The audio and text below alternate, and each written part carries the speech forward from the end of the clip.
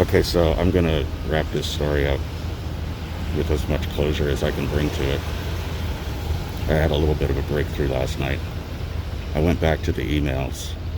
Um, I forget if I said in the previous one, but I went back and reread the emails that I still have. I only have the inbox portion of the correspondence, but stuff got pretty ugly. But last night I realized that I probably skipped a whole bunch of it, and I did. The important clue, the one that cracked the case wide open, is that in one of the emails she sent me her phone number. I looked up that phone number, and 25 years later, that's still her phone number.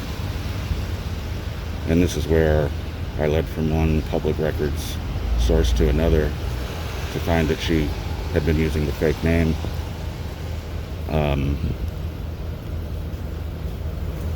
But from there, that just opened everything, and now I know exactly who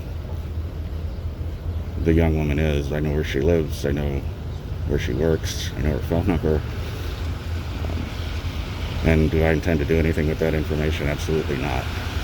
A friend of mine asked me about this today. He's like, "Are you going to try to contact?" And I said, "No fucking way. If they haven't needed me all this time, they don't need me now."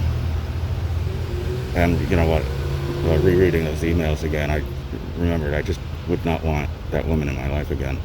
The mother, she was just trash. I mean, I'm sorry, I don't mean to call names or anything, but she, yeah.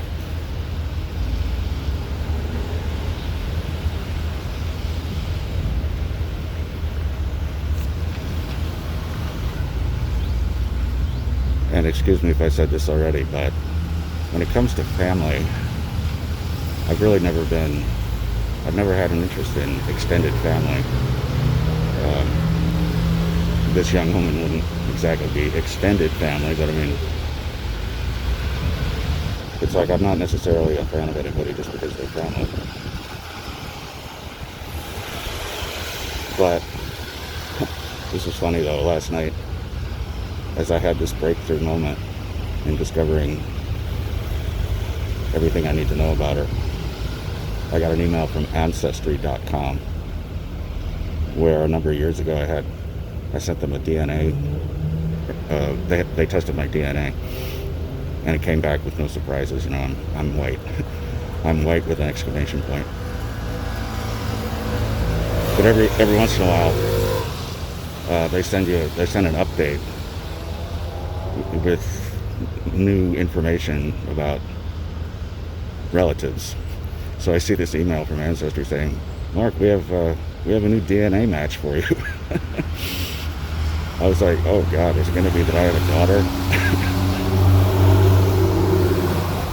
But it wasn't that. It was some like fourth cousin twice removed or something. But the timing was pretty funny. To get back to the family thing,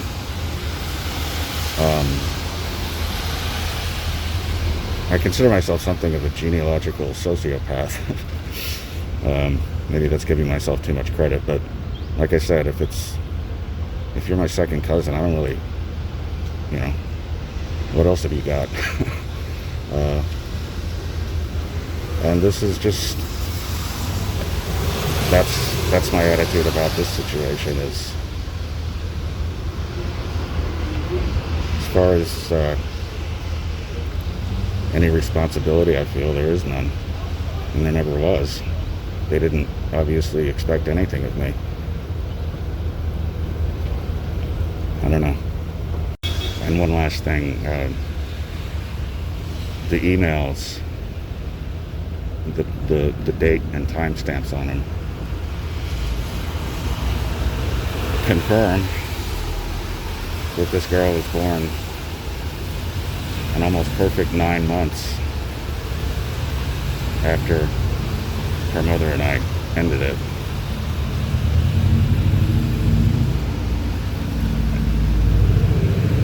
Life is complicated. Lives are complicated. Lives lived are complicated.